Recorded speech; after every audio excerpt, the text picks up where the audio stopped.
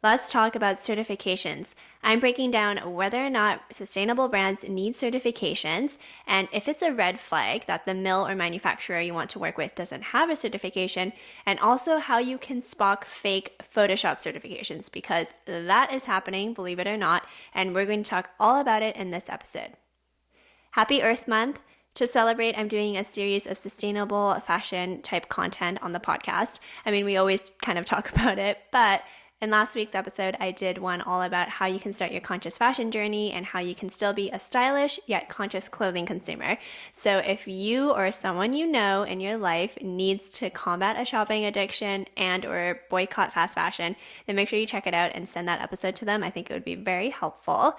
And in today's episode, we're talking all about certifications. And then in the next two episodes, to round out the month of April, I'm going to be talking about regulations, which I'm really excited about because we've been getting a ton of questions just around what's happening in the EU, but also in the US. And there's a lot of stuff that's happening, a lot of things coming down the pipeline, and so I'm going to break it all down in the next couple of episodes. So make sure you subscribe to our Recloseted Radio podcast if you haven't already, so you are the first to listen to it. And if you have any questions in particular around certifications and also regulation in the sustainable fashion space, feel free to leave it on this YouTube video. If you haven't heard, the Recloseted Radio podcast is now in video format as well. So you can search Recloseted on YouTube. You'll be able to find this episode and just comment any questions you have around regulation, because there's a lot of speculation going on right now, and I think everyone's very curious about how this is all going to land. So I'm going to talk about it next week.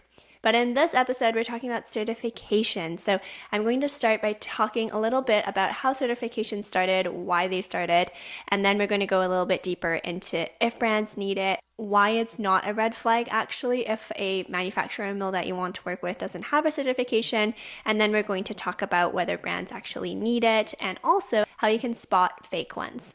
I mentioned how the fashion industry is finally getting some regulation, which is so needed. But before all of this legislation talk started, the fashion industry was like the Wild West, and it still very much so is until all the regulation is being figured out and then implemented.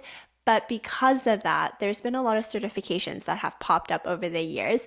And the certifications have been a bit like the Wild West as well, because there's a lot of these nonprofits and also for-profit companies that are just starting these certifications. And then honestly, it's whatever takes off, is most popular, is most recognized, and then that's what mills, manufacturers, and also brands are going towards. And when it comes to certifications, there's a wide range. There's some that material companies or mills will go out and try to get. So when it comes to materials like cotton or wool, there's like the responsible wool standard, there's the GOTS certified cotton. There's a lot of the certifications in that space. And then the manufacturers you work with could be trying to get fair trade certifications as an example. And then you as a brand, you might be trying to potentially get a B Corp certification or something else. So there's a lot of different certifications on every single level. And all of this stem from a need of trying to differentiate a lot of brands that were trying to do better from brands that just weren't trying to do anything. And this signified a way of making progress. It signified things to measure against and benchmarks. And then also just from a consumer perspective, people could expect that, when they're buying an organic cotton shirt, if it's got certified, they know that actually there was no pesticides used and no farmers were being harmed. And so it adds a layer of credibility and trust. And so in the interim, before we got the regulation, or we're getting the regulation, certifications were meant to kind of tide us over. And so that's kind of a brief history of the certifications. But, I think when it's carefully selected and implemented, it can be really helpful. So that's a brief history of certifications. And I think that when it is carefully selected and implemented, it can be helpful. But everything in sustainability is great and nuanced, and we're going to dive into that today. So the first thing, based off what I just said, is that there is a lot of certifications. There's thousands and thousands at this point, and there's some that are new and startup, and there's some that are more established and more recognized.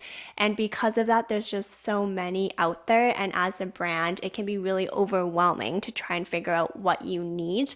And also, a lot of brands we talk to sometimes worry that they don't have enough certifications. It's almost like Pokemon, like you want to try to catch them all, and that's actually not the purpose. The purpose, in my opinion, and with all of our clients, is trying to figure out what your brand stands for and what your sustainability priorities are and what the strategy is and what your roadmap is. And then if there's certifications you can get to benchmark and work towards and progress towards, then obviously, yes, we're going to incorporate that in your strategy. It's not a we should collect them all and try to arrange your entire business strategy around having the most certifications possible. Like that's not the name of the game here. And so for you, if you're a brand owner right now and you're trying to figure out what certifications you should be applying for, working towards, and just your sustainability strategy in general, I know it can be really overwhelming because there are so many certifications, like I mentioned, and also you don't know which ones are accredited and well known in the industry, and so you want to be really careful and intentional here. And because it's Earth Month, we're doing a bunch of free complimentary consultations, which I'm really excited about. So if you are trying to figure out what certifications you want to leverage and utilize in your business, as well as just zooming out what your overall sustainability strategy is, what your priorities should be, what you should be reporting on, what you should be measuring against, what you should be really figuring out what the progress looks like and your reporting, like all that stuff.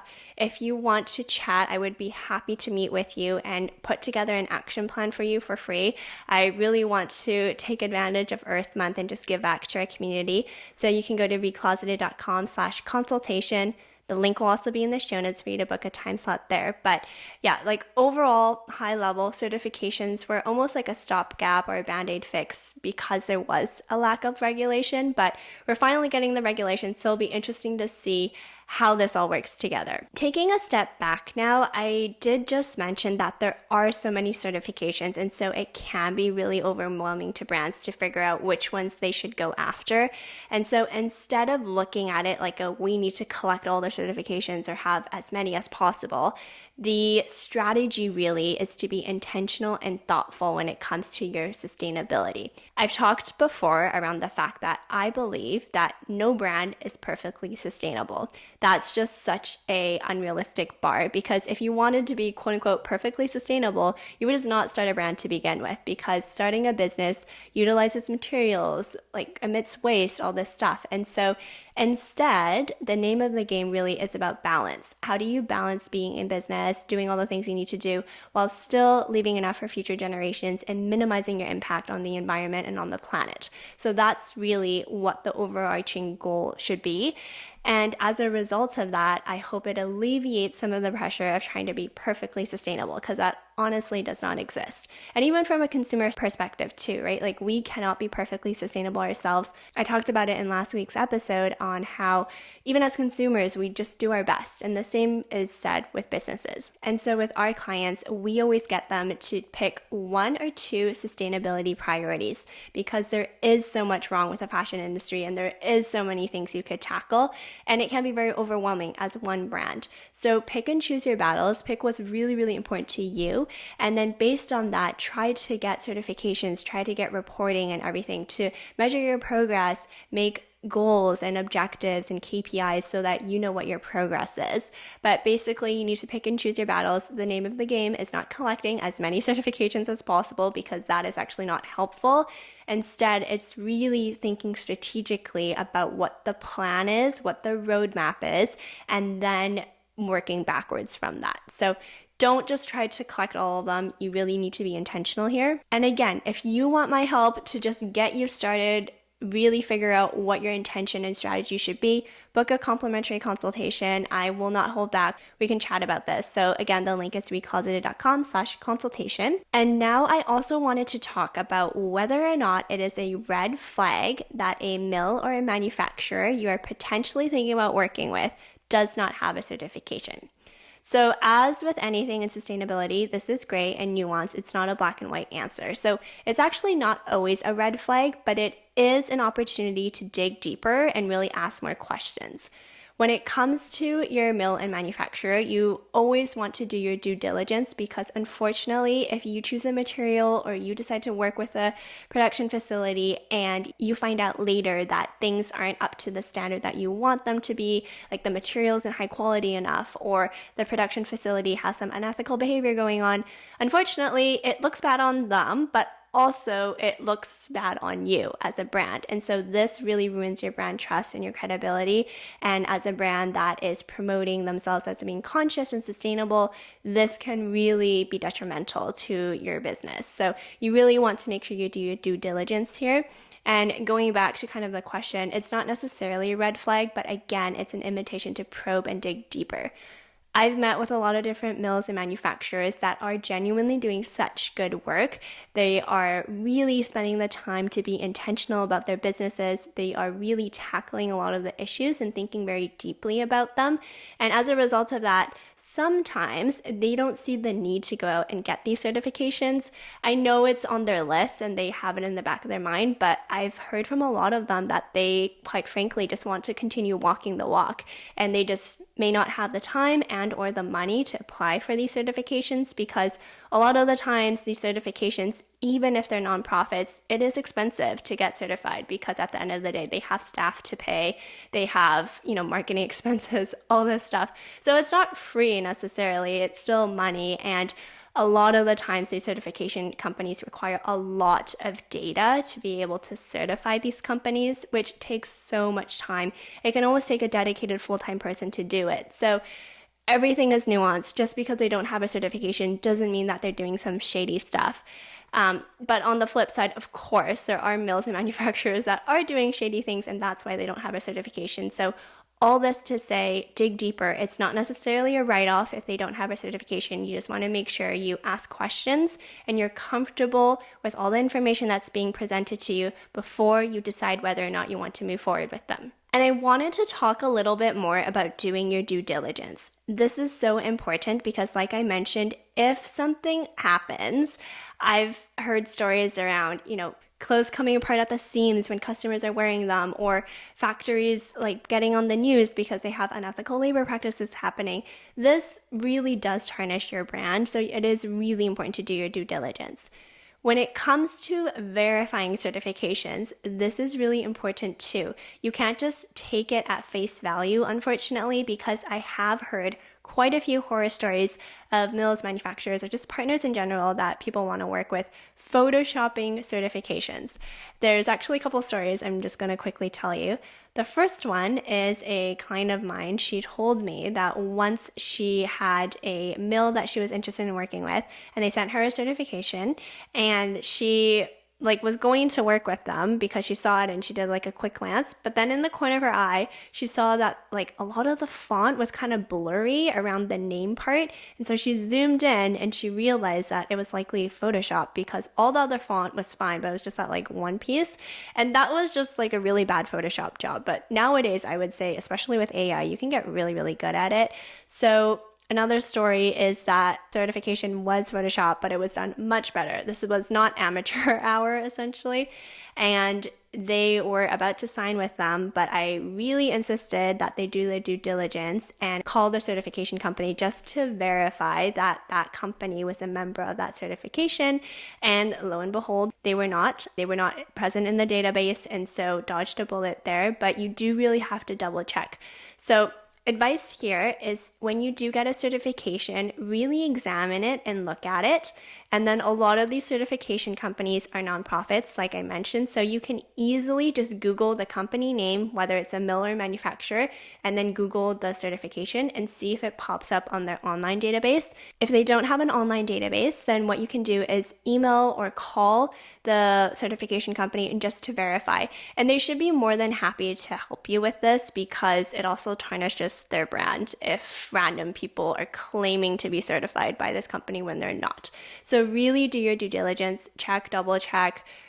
Just so many stories of Photoshop fake faux certification. So make sure you do your due diligence here. And then to round out this episode, I wanted to talk about whether or not I think it's the end of the world if you as a conscious and ethical brand do not have a certification that you can list on your website or put on your product tag. So, first and foremost, if we think about the benefits of the certification, it's really for you to hold yourself as a brand accountable, but also your partners, like your mills and manufacturers, accountable. But beyond that, I think a big reason why people do this is because it's a selling factor, right? Like, obviously, we want to do the work and be better in the fashion industry, but also we want to be able to differentiate ourselves from fast fashion brands, command higher price points, and get consumers to buy our products over others. And I did some digging and I looked through some reports, and honestly, right now, consumers are starting to look at things like certifications. And let's say there's a sweater here from a fast fashion brand and then a sweater over here that you've made that is made out of responsible wool, as an example. If it's around the same price point and the consumer likes the look and feel of both, they're probably going to go with yours because the certification does add that legitimacy and then they feel good about it. But I don't think the average consumer is like looking into like the responsible down standard and researching it and doing all this stuff. There is a good maybe 20% of the population that's doing that, but I would say majority, aka 80%, doesn't care enough right now, unfortunately. So at the end of the day, what I'm trying to say is it is not going to make or break your business right now. Instead, I think you should, like I mentioned, figure out your overall sustainability strategy and your roadmap and how certifications ladders up into that. And so, yeah, I don't think it's a make or break. It's really around what your holistic sustainability strategy is going to be. And certifications can be important to play into it. It's just an executional tactic item, right? Like it is really, really important, don't get me wrong, but it needs to ladder back up into your overall strategy. So I would not fret if you as a brand do not have a certification to kind of put on your website or put on your product tag quite yet. It can be something that you work towards because you want to have better materials and you want to have obviously better labor practices. But as of right now, I feel like the more urgent thing would be to really figure out your strategy, communicate that to your customers, build your roadmap, and then tie in what's happening in with regulations so that you can really future-proof your brand. And don't be overwhelmed. I want you to understand that I'm on your side. I want you to succeed, and everyone in our community does as well. So again, if you're listening to this and you really want to figure out your strategy, figure out what your plan is and what your roadmap is, let's chat through a complimentary consultation. You can book it at recloseted.com/consultation. The link will be in the show notes on the YouTube video. And thanks so much for listening. I hope this was helpful for you. I would love to discuss certifications with you in the YouTube video. So feel free to leave a comment. And like I mentioned, I am going to be talking about regulation in the next couple of episodes. So please leave any questions you have, and I will talk to you next week.